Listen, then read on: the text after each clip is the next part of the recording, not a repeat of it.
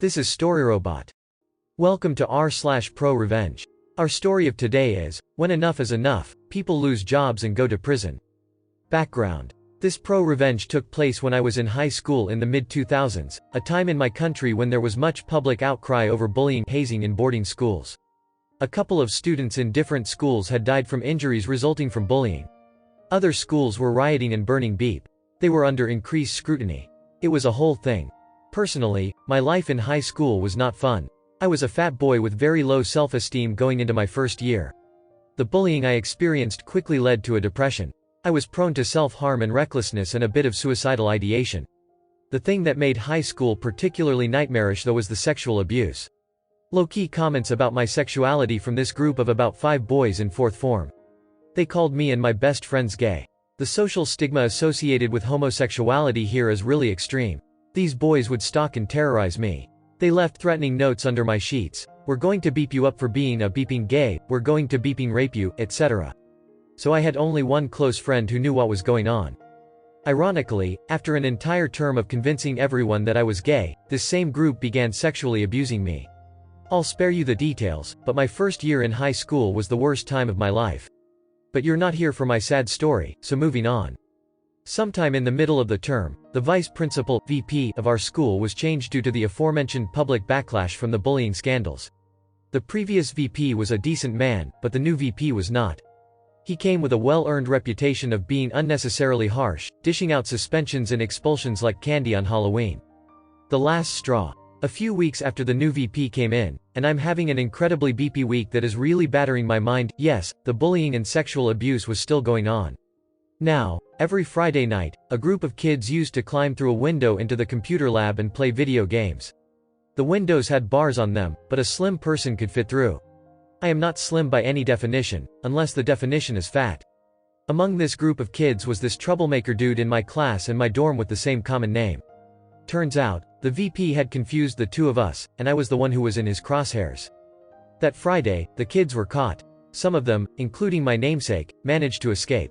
The VP was called in and the students who were caught snitched.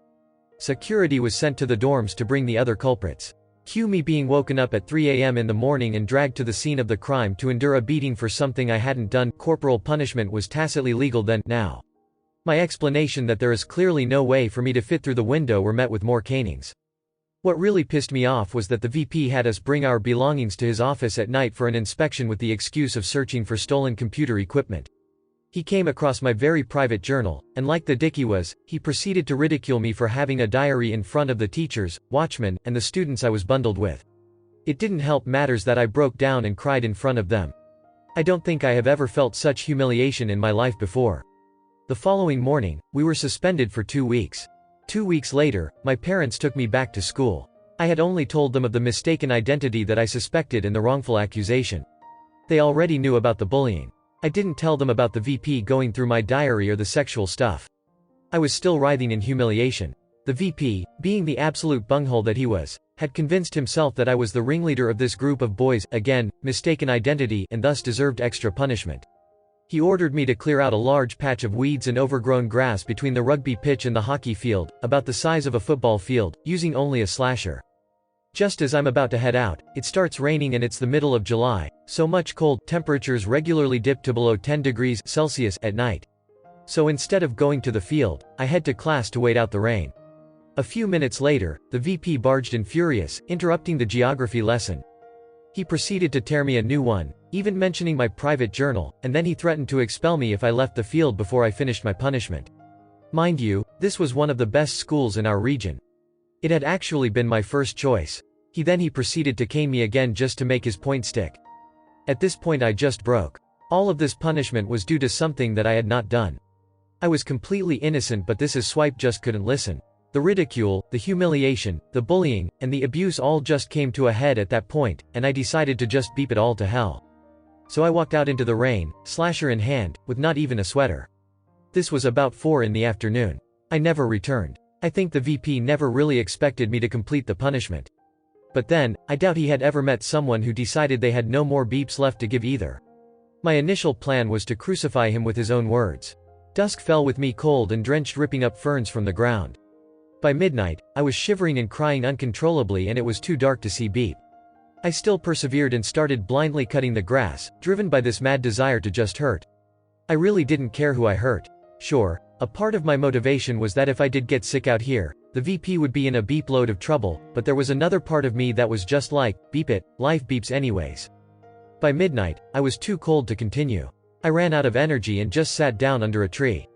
Towards dawn I was so cold from the rain and the wind that my shivers began reducing. It was impossible for me to sleep. The teachers finally found me there a couple of hours after dawn. Apparently, the teacher on duty had found my desk empty during morning study time between 4:30 and 6 a.m. When he asked where I was, it came about that I had not been in bed the previous night either. He then called the VP and other teachers who began searching the school and they finally found me in the field.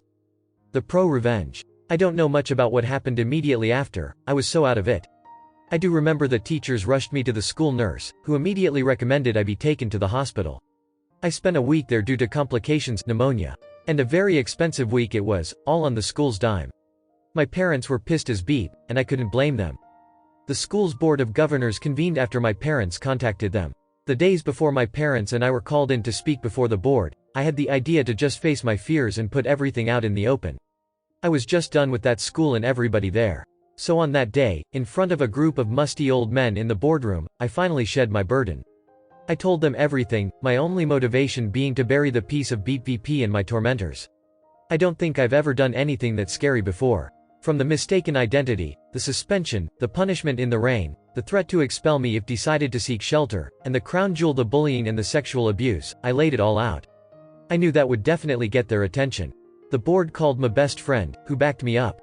The VP was in no position to win a he said they said contest with us at that moment.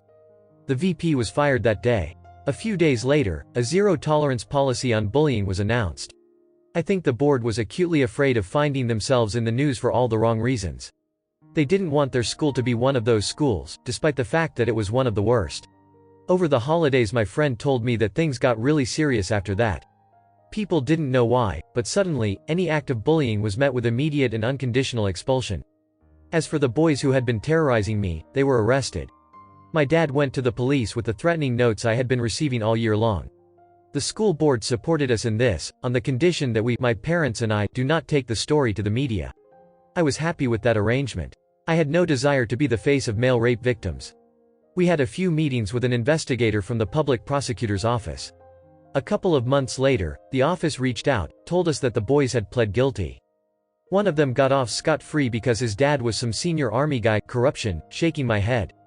3 of them got 10 years each. The last one got 18. The topping, they were all in their 4th and final year. They got arrested just as they were about to sit for their national exams to go to university.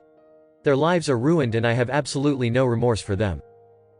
Thank you for watching. Error. Problem detected. Not enough subscribers. Please subscribe, like and comment.